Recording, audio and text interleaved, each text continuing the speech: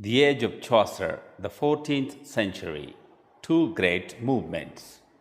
The first great movement is the growth of the English national spirit following the victories of Edward and the Black Prince on French soil during the Hundred Years' War.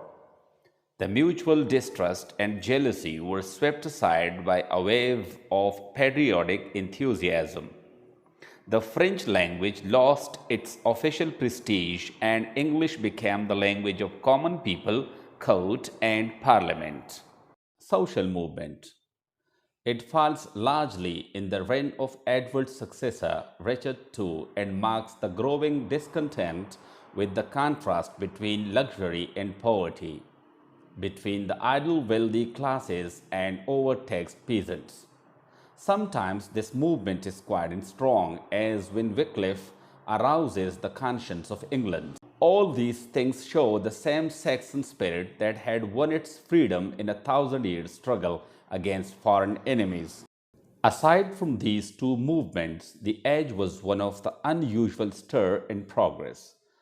Trade and its resultant wealth and luxury were increasing enormously.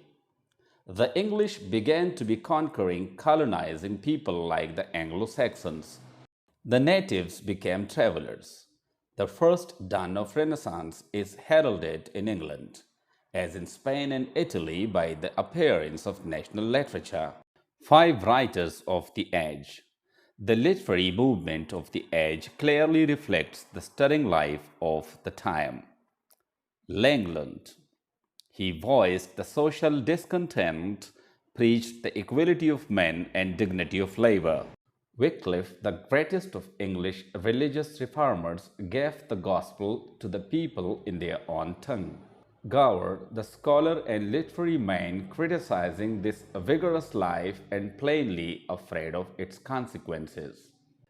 Mandeville, the traveler, romancing about the wonders to be seen about. Above all, there is Chaucer, scholar, traveler, businessman, courtier, sharing all the stirring life of his times and reflecting it in literature as no other but Shakespeare has done.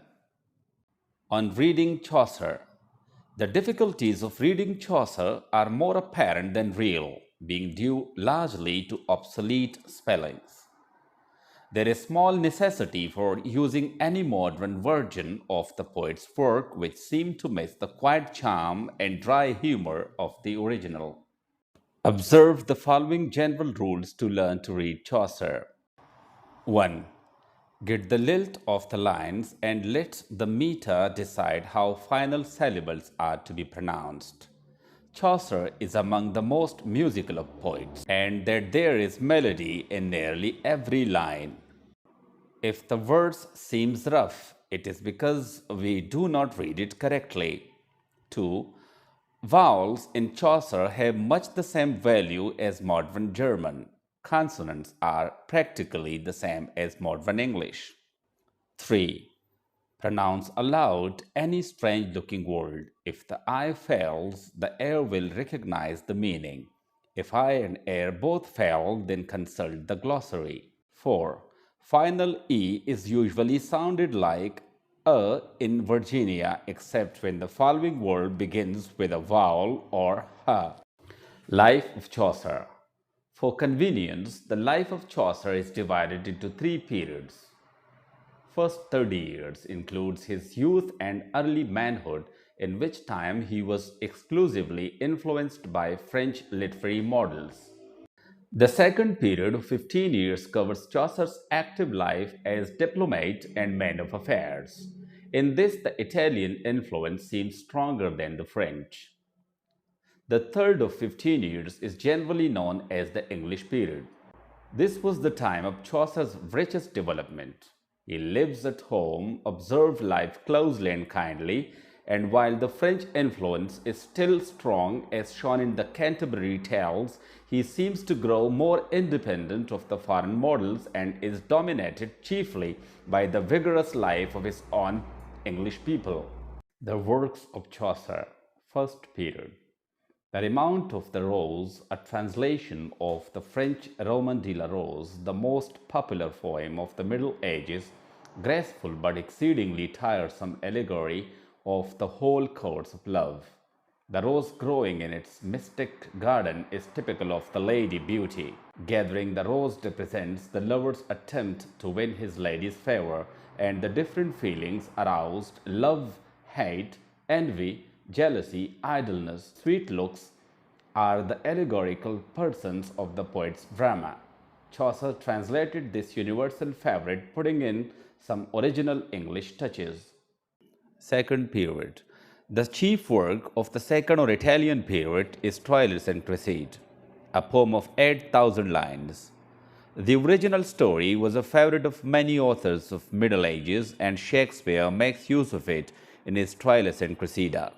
The immediate source of Chaucer's poem is Boccaccio Philostrato, the love-smitten one, but he uses his materials very freely to reflect the ideal of his own age and society, and so gives to the whole story a dramatic force and beauty which it had never known before. The House of Fame is one of Chaucer's unfinished poems, having the rare combination of lofty thought and simple, homely language, showing the influence of the great Italian master.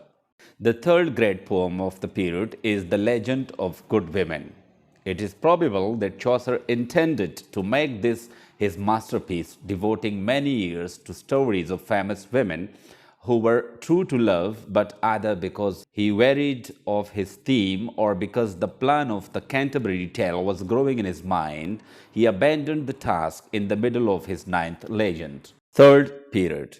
Chaucer's masterpiece, The Canterbury Tales, one of the most famous works in all literature, fills the third or English period of his life. The plan of the work is magnificent, to represent the wide sweep of English life by gathering a motley company together and letting each class of society tell its own favorite stories. The great work was never finished, but Chaucer succeeded in his purpose so well that in the Canterbury Tales he has given us the picture of the contemporary English life, its work and play, its deeds and dreams, its fun and sympathy, and hearty joy of living, such as no other work of English literature has ever equaled.